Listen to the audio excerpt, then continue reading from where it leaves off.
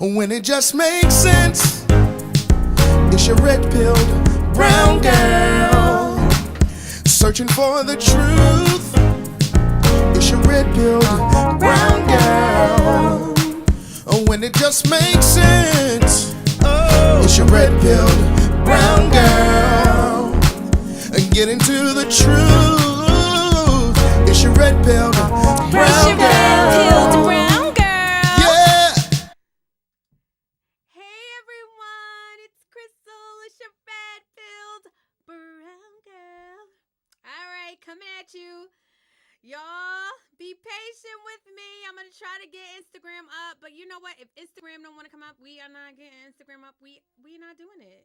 We're not doing it. We're not fighting with Instagram today. No, we won't. We will not. Anyway, happy Monday. Happy Monday. Well, I don't know. For all my my MAGA people out there, today was like, okay, Monday. Wasn't that happy? They trying to play our boy. Like, seriously. Where my MAGA crowd out here? Like, they seriously keep trying it. They keep trying it, y'all. Like, seriously. And I'm just to the point where I'm like, okay, all right. Y'all be going too far. Like, seriously. Like, y'all see my title. Micheal Cohen is a loser. Y'all, have y'all been watching this trial? Oh my God. Like, you want to talk about just a depressing state of a man. Like I listen to it, you know, because everything is dishonest now these days. And so you have to get it like secondhand. And I hate that we got to get it secondhand. We need to be watching it. We need eyes and ears, especially everybody coming out of that courtroom. Everybody coming out of that courtroom is just dishonest. Like, first of all, y'all should know it's dishonest when Sonny Hostin from The View was in the courtroom. Y'all tell me how honest or how balanced or how truthful her testimony is going to be. It's not. We are not going to get the real deal out of any of these reporters. Even the Fox News reporters, to me, just seem really off. Like, something is seriously wrong. But Micheal Cohen, you guys, what a sad, sad person. Like, the way that they're describing Micheal Cohen is he's that guy, right? Like, so he was Trump's like right-hand man. And he even says that, like, they reported that when he testified, he was very calm. He was very professional. He was very clear in his answers. He was very calculated. They talked about Trump. They said that they didn't really make much eye contact. Trump kept his eyes closed. I think just out of sheer annoyance. I know I would have, because you're in a situation where your life is on the line, right? So you don't want to make any moves. You don't want to like look at him, roll your eyes, and then the jury just kind of looks at it as you being not a nice person. You know, Trump's mean. Remember that? Whatever that means. Anyway, so Micheal Cohen, they say he testified. He said, I loved working for Trump because he was Trump's like go-to guy, right? And they said that he used to get a lot of things, you know, done or taken care of. And the way that these losers in the courtroom or these losers in the mainstream media like talk about it like it's a bad thing. I mean, what billionaire doesn't have a go-to guy, like a person who kind of handles things? Like, what powerful, important person doesn't have somebody that helps them out, make sure things are taken care of, watches, like looks for things like that's a very normal thing. And for them to kind of make it abnormal for President Trump just shows how like ridiculous these people are.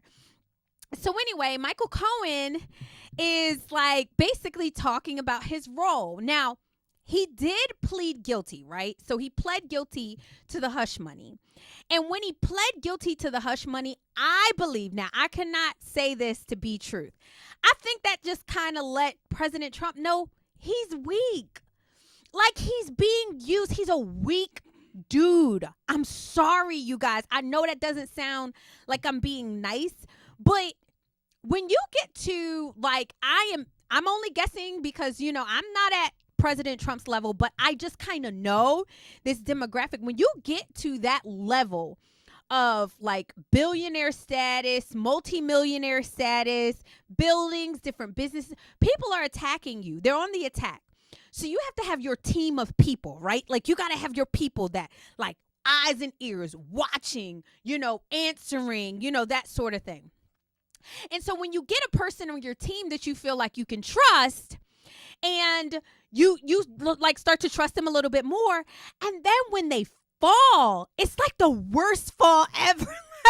It is like, oh God, I trusted this loser. I trusted this guy. He was in my house. Oh my God, I told him secrets. I asked him to help me. This guy, and then they got him. Like, y'all, nobody likes a snitch. I'm sorry. And do I think that Micheal Cohen is telling the truth? Do I think, like my personal gut, you guys, I think he's telling the truth. I do. I really do think that a lot of what he's doing is telling the truth. However, he's not telling the truth in context. Meaning, if I was him, like, I'd be like, this is bull, and you're not going to use me to attack somebody who is very good to me. I will stay loyal. If I got to go to jail, got to go to jail. Shout out to, what's his name? Like a lot of people, like have been threatened, huh? Yeah, like a lot of people have been threatened and haven't caved and haven't folded because this is ridiculous. And when you're a man of principle, like Steve Bannon, what's the other guy who's in prison right now? Like Giuliani, like a lot of these people, like when you're a man of principle and you see that they're attacking President Trump unjustly, then like there's nothing that would get me to speak against him. Like seriously. Peter Navarro, yes. There's nothing that you could get me to speak against somebody that I know that y'all trying to use me to put some kind of foolishness in. Or like, you're not going to get me to say anything. You're not going to get me to snitch. I don't care. Put me in jail. Do whatever you have to. But that's what a man of principle should do. So Micheal Cohen sitting on stage, like sitting on the stand like a little biatch, man, like just singing like a canary, like Sonny, like just singing. Oh, he asked me to do this. I felt like I was his puppy. I felt like I was his go-to guy. Okay, bro. Then if you're that, then be that. Be that.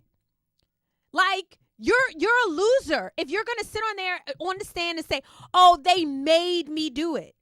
You're a grown man. You're either going to take the job of fixing things for President Trump, a billionaire that you get. I think it's reported that he got like $500,000 a year. So I think his salary was like $300,000 for the Trump organization.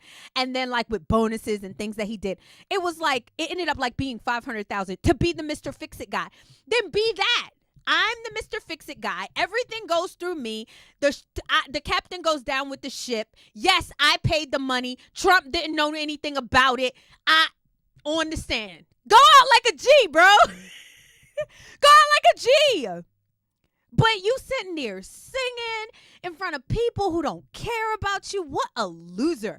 And then they said that he got mad because President Trump didn't want to give him any kind of office position, because you start to see the weaknesses. You start to see when a person is weak. Like, when your go-to guy is like starting to talk to other people, he's starting to talk different. And then it's proven that he was different. He started recording President Trump. Like recording. And in New York, it's a one-party state, so you can record somebody and you don't have to tell them, you don't have to disclose that you recorded them. What kind of biatch stuff is that? Like, you're a lawyer and you're recording, like, oh my God, I'm sorry, you guys. What a disgrace. What a disgrace. I'm not interested in anything Mr. Micheal Cohen has to say. Like, all I know is homeboy should be wearing a t-shirt and panties. Like, he should. He should. There is no man that I would ever respect that would say, "Hey, I'm the go-to guy. I'm the Mr. Fix-It man. Um, you know, I'm this." And then when something as important as this comes up and these people are so dishonest, you start singing. Like, what dishonor? Like, if anything, he should say, I did not have the balls to stand up to Mr. Trump. And that's your fault. That's your fault. But it was really nothing to stand up to. Like, he got scared. He cowered out. And you remember that movie, A Few Good Men? You remember the guy, he blew his brains out because he was like, he said, such and such is dead because I was not strong enough. Like, Mr. Micheal Cohen, like, you live with such dishonor and such disgust. Like, I mean, it's really just trifling. Absolutely. Yes, I keep it classic. Like, he is trifling. Trifling. Yes, he should be sentenced for treason. Absolutely. I'm reading the comments. Yeah, it's just sad. Instead of him just being a man and saying, yeah, I was Mr. Fix It, and I fixed it, and I'm going to fix it. Don't ask me nothing about Mr. Trump. I'm paid very well to take this charge. And then maybe you would be able to live with yourself, some kind of honor, some kind of duty that men are supposed to have. What a loser. Micheal Cohen. Oh my God. Him and Stormy. Get a life. Like, seriously. Anyway, what a yawn and a snooze fest. I could tell you what wasn't a snooze fest is that New Jersey rally. Come on. Come on, Jersey. Come on, Jersey. There was reportedly, you guys, there was 100,000 people at that New Jersey rally. Now, here's the thing. Like, the mainstream media, because they're just such haters. Oh my God, they're such haters. Oh, it wasn't 100,000. It was more like 70,000. Okay. It was reported that there was going to be 40,000 people. Now, 40,000 people is a lot of people, y'all. Like, I mean, 40,000 people is like a stadium, right? There was 100,000 people. Okay, let's say 80 for good measure. 80,000 people in Jersey. And Jersey's supposed to be blue, y'all. Like, Jersey is supposed to be, all Democrat. No. They showed out for Mr. Trump. And I was so proud. I even talked to some people. They were like, yeah, we went. It was amazing. I talked to someone and she said it was amazing. And let me tell you something. She was a melanated girl. She was a brown skinned girl. And she said that she went to the rally and she said it was wonderful. Now, what they keep highlighting at the rally, you guys may have seen, is the Hannibal Lecter comment. Like, did y'all see the mainstream media was like, oh, he praises Hannibal Lecter. Oh my God, he praises Hannibal Lecter. Did y'all see that? Like, these people are so freaking dishonest. And I want you guys to see that everybody keeps saying that he was praising Hannibal Lecter and saying that Hannibal Lecter was a good man. I want you to see the context in which he praised Hannibal Lecter. Watch this, you guys. They're emptying out their mental institutions into the United States, our beautiful country. And now the prison populations all over the world are down. They don't want to report that. The mental institution population is down because they're taking people from insane asylums and from mental institution. You know what the difference is, right? An insane asylum is a mental institution on steroids. Silence of the Lambs. Has anyone ever seen a Silence of the Lambs? The late, great Hannibal Lecter. He's a wonderful man. He oftentimes would have a friend for dinner. Remember the last scene? Excuse me, I'm about to have a friend for dinner as this poor doctor walked by. I'm about to have a friend for dinner, but Hannibal Lecter, congratulations, the late, great Hannibal Lecter. We have people that are being released into our country that we don't want in our country. Okay, so I watched MSNBC, I watched CNN, I watched the Midas Touch, which is some lame, like, loser podcast, like, white boy who got some kind of problems. Like, what a loser. Anyway, they all talked about, wow, President Trump is praising Hannibal Lecter. He's saying Silence of the Lamb. Why would his supporters cheer him on when he's praising Silence of the Lamb? This is what they're saying, you guys. Now, when you watch that, is he praising Hannibal Lecter, or he is describing the people that we're letting into this country, and he laughs like, Hannibal Lecter, a wonderful man. Everybody knows just when it comes to everybody else except President Trump. And they count on the fact that people like you are not going to watch it. But I got you. I'm going to make sure that you see it. These people are so freaking dishonest. It's not even funny. All he was saying is that the people that they are letting into our country are like Hannibal Lecters, like insane asylums versus mental institutions. How these people are crazy. Those are the important parts. The other important part is he said that in all of these third world countries, their crime is down and ours is up. Their crime, they're getting rid of their people, their problem children. They're getting rid of them and dumping them into our country. And instead of those people, the mainstream media, the fake news, focusing on that and saying, hey, this is a problem with the Biden administration, they try to manipulate people like you and me to say, oh, he's praising Hannibal Lecter.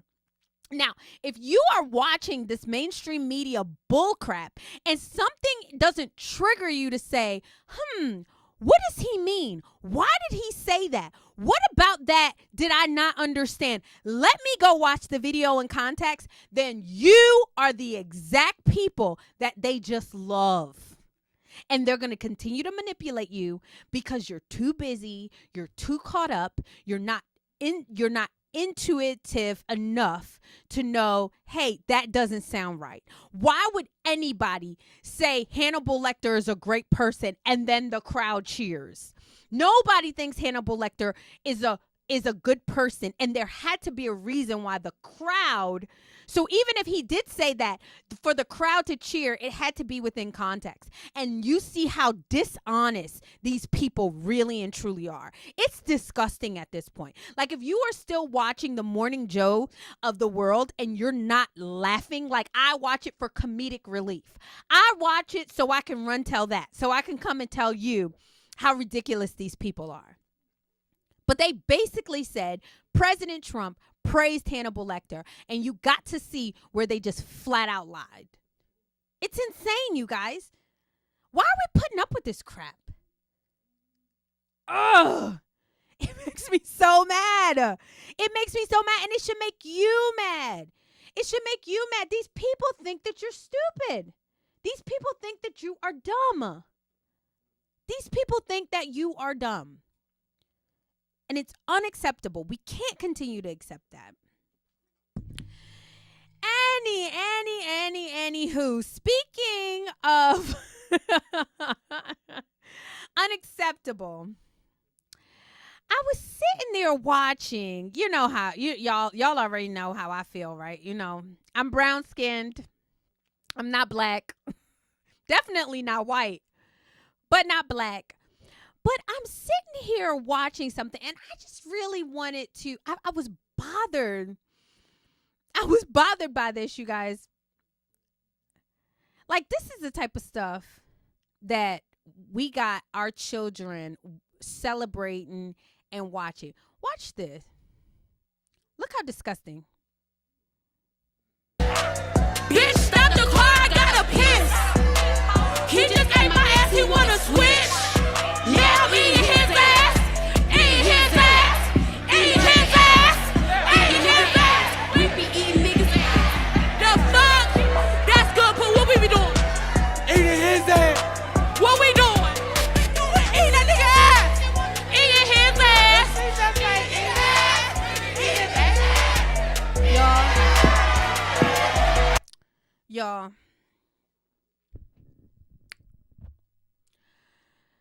So, Sukihana, a rapper, you guys.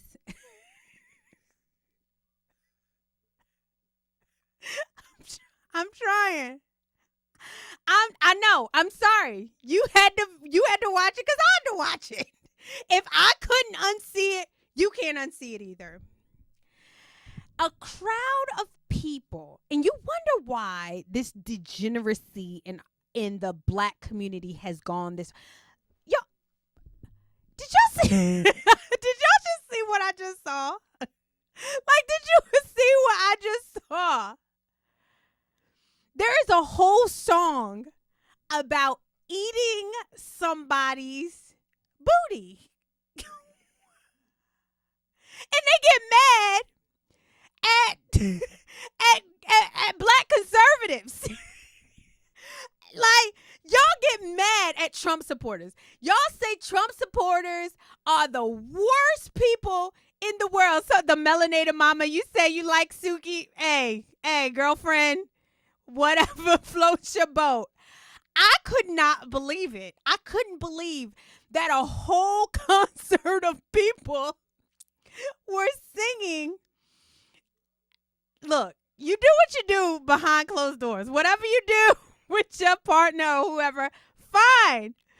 But to be screaming it out in a crowd of people, and then you talk about people like me, who are black conservatives, who believe in God, country, family, just want to live your life, pay low taxes, raise your kids right.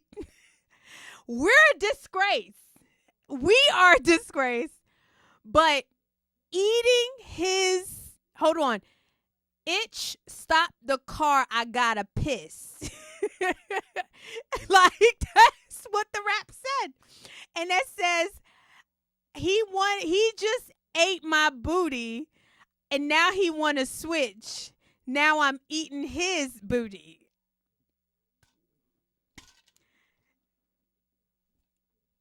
Okay. Like, okay. That's acceptable. But people like me, conservatives, black conservatives, just want to live our lives. We're a disgrace. Don't say you represent Trump. But people like Sukihana, God bless that sweetie. I don't know her, personally. But what? What? Y'all, anyway, I had to share that with y'all. I had to see it. You had to see it. This is the world that we live in today. That you can sing about eating somebody's booty and you be revered and applauded and supported, especially by the brown skins. But God forbid you say you represent Trump. You the worst in the world. Anywho, speaking of a disgrace, y'all, I do not want to call these people a disgrace, but God, I got to. I got to call them a disgrace. I'm really disappointed. Okay, so I love the church.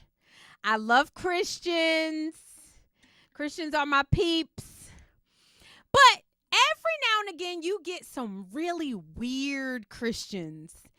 And most of the time, those weird Christians come from a certain demographic or a certain denomination. Yes, it's modern day Sodom and Gomorrah. You're right, D. Bladeford. Speaking of modern day Sodom and Gomorrah, let's see what the United Methodist Church is up to. And you guys, I wish this was a joke. I wish this was a joke. I wish I was laughing. I wish this was satire, but it's not. Watch this, and then I'm going to have my honey bunch come, and we're going to talk about this. We're going to get into it.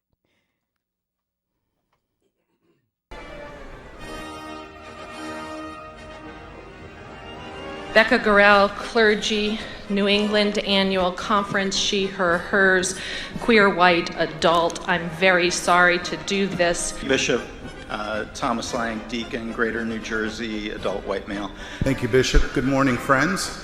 I am Scott Brewer, a cisgendered white lay male delegate from the Great Plains Conference. Go ahead. My name is Carol Zagsma, clergy delegate from Minnesota, white, female, gay, adult, with pronouns she and her. And my name's Andy Hendren, white, male, straight, adult. My name is Stacy Current, California, Nevada, clergy, black woman.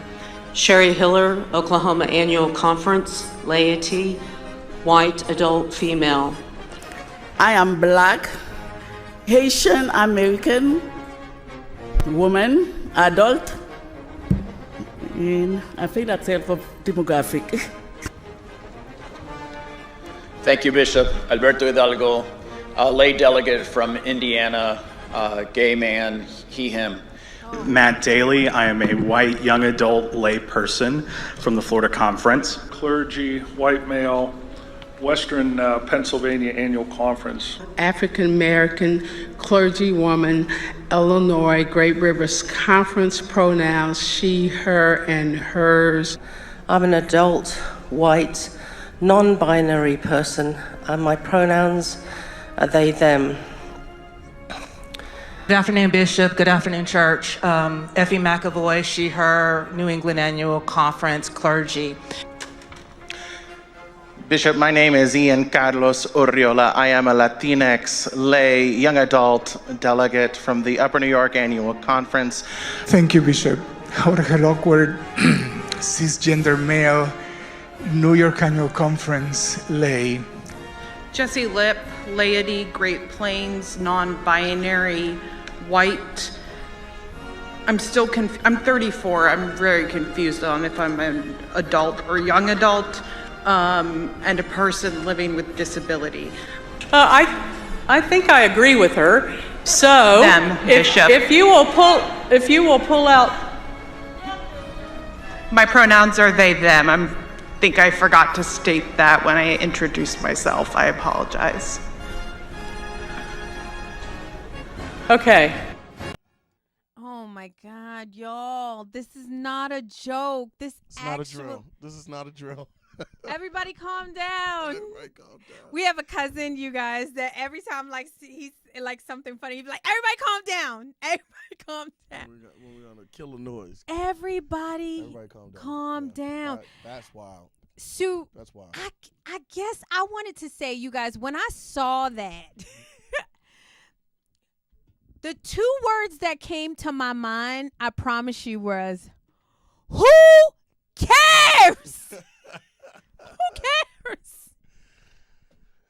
Yeah, has that ever been a requirement before? Like, to say what your pronouns are when you're addressing the congregation, or it's why is that now? Like, why are we making these accommodations for these people? It's so weird.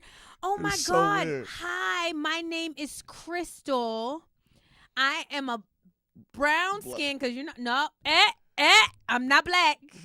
I'm not black. Watch yourself. Well, I think she almost went into her where they go, that lineage, the African lady. She was like, should I keep going? Like, yeah, like I'm from Haiti. I'm from Haiti. And she just went along with it. Oh my goodness. It's crazy. Y'all, but hold on. I think the saddest part, you guys, is that this was a church conference. Yes, it was general conference, I believe. It was either general or annual conference. See, I'm still learning more because I serve at a United Methodist Church. I'm still learning more about the process, and what I've done some digging, some research about it, and it's crazy because we've been part of the United Methodist Church for 5 years. And what I come to find out is that we're not. There are a lot of people who are not as involved as they should be. You know what I mean? There's a process to how these things go, and they just allowed for one of the decisions recently that was just allowed is that you can now have the United Methodist Church approved for same-sex marriages in the United Methodist denomination, and for there to be homosexual pastors and they was up there. They were like, I'm gay, white, male.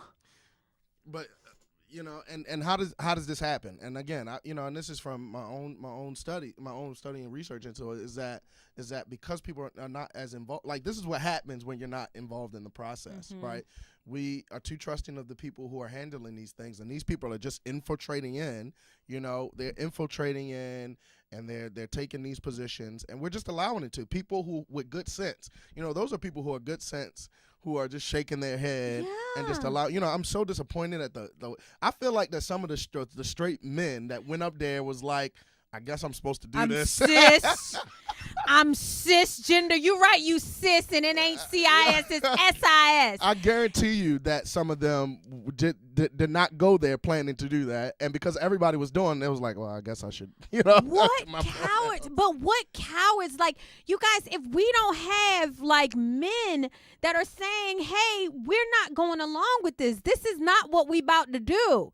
Hold on, Frankie Blay, you said, okay, that Latinx dude just lit my fuse. There's no such thing as Latinx. Exactly. And they're making up stuff now. They're making it all up. Like, y'all seen the girl at the end with the colorful hair? She said, I'm really confused. Like, I don't even know. I'm young, old. She didn't know what she was. She was confused, and that's what it is. It's confusion. It's crazy. But it's crazy. Fact that we're allowing this, especially us allowing it in the church, you guys, like, it's scary that they got up there like boldly and said, I'm black, and then the women, it's like, oh, black, straight, it's like. No, first of all, in a Christian situation, we are all children of God. We are all children of the King, right? So it doesn't even matter if you're black, white, Puerto Rican, Haitian, male, female. God, it even says that there's a scripture that says that there is neither male nor female. Right. We're all one. Yes, we're all one. And so for them to get up there and just kind of say it all bold-faced, like, we've been infiltrated, guys. Like, seriously. So what are we to do? Well, that's exactly what is the church to do? That's exactly. It's an infiltration. Well, it's.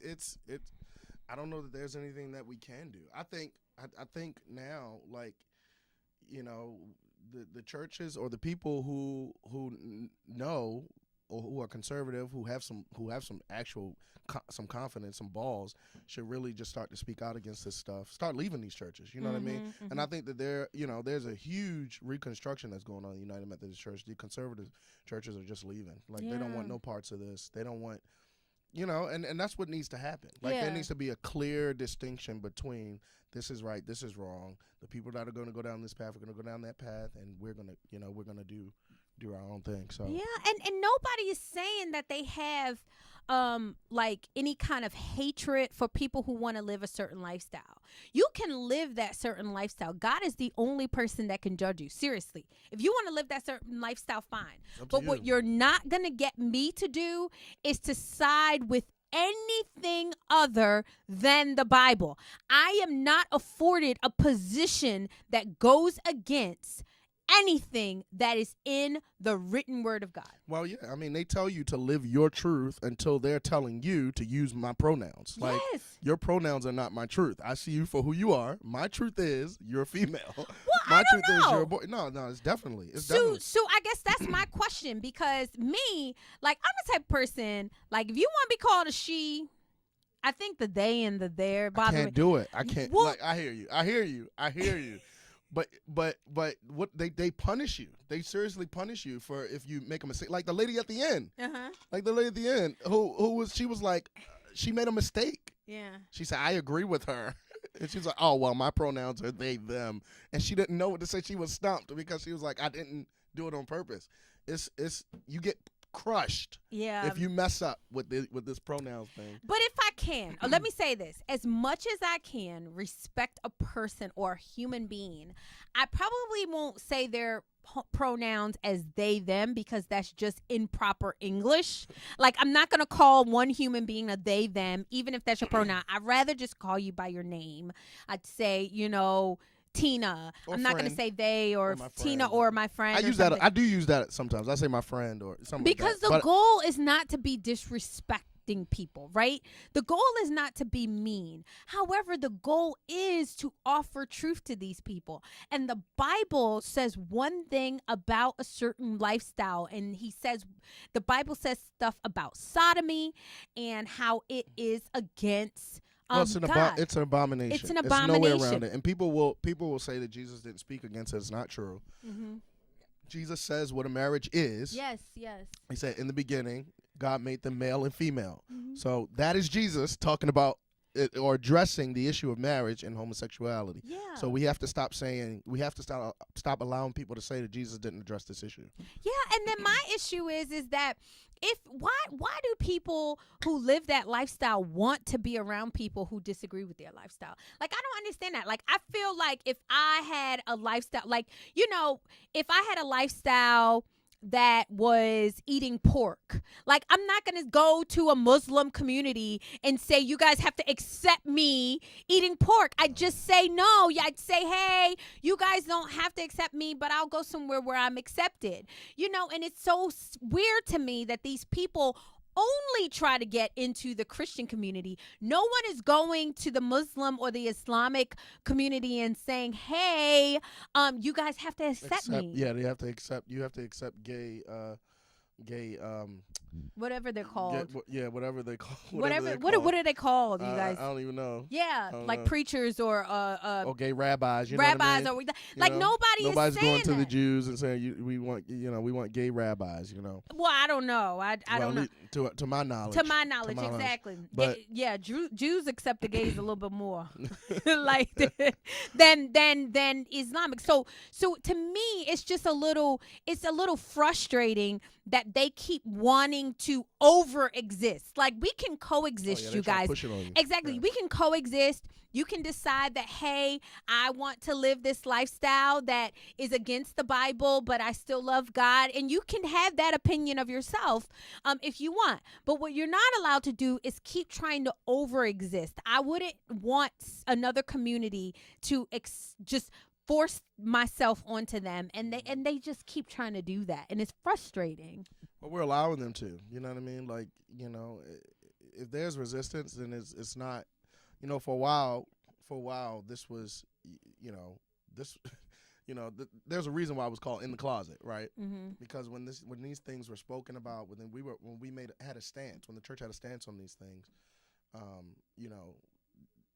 there's a reason why.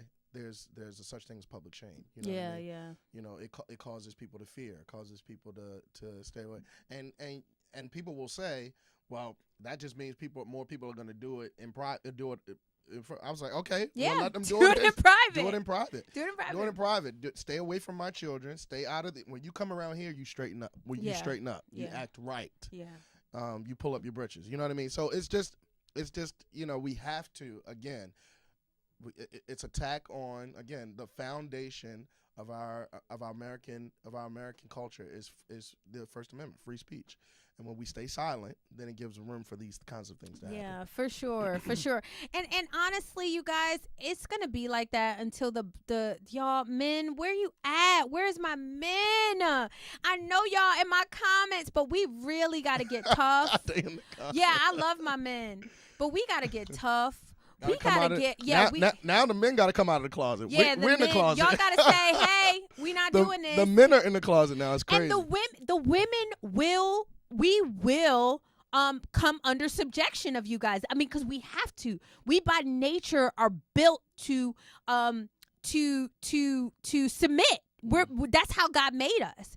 And so if men start to really stand up and say, hey, no, we're not doing this here, see, this what we not finna do, I do believe that things will get better. But until then, you guys, we stuck with this, and y'all, like, I don't know what I'm gonna do if I see somebody do that. Like, I might just laugh. I really might be like, who cares? Like, I don't care who you decide to munch on and nibble on in the middle of the night. I love to say that because I don't care. God cares. God is the only person that cares. He's the only person that can judge. He's the only one that can bring your heart to conviction to whatever it is that he chooses to do. But I don't care. So y'all need to stop that. Stop it. It's too much. Anywho. I think somebody was telling us what a Muslim priest is. Oh, is it imam? Okay, thank you so much. Yeah, it's true. Like, anyway. Oh, it's all about sexual deviance. Yep, you're right. The melanated mama. Okay, who is wounds? You said exactly. Who cares? No one cares. No one cares. Anyway, you guys, thank you so much for watching. I am going to chat with you guys tomorrow. Let's keep in touch. Let's keep watching what's going on with this whole Trump case. They are really trying to do him dirty, but I believe that he's going to come out on top. He's so unbothered. Micheal Cohen is such a wuss, dude. Just, oh my God. Anyway, you guys, like, share, comment, subscribe, share this podcast. If you're on Instagram, you guys go follow me on YouTube. Help me get my watch hours up. And until next time, peace. When it just makes sense, it's your red-pilled brown girl searching for the truth. It's your red-pilled brown girl. When it just makes sense, it's your red-pilled brown girl. Get into the truth.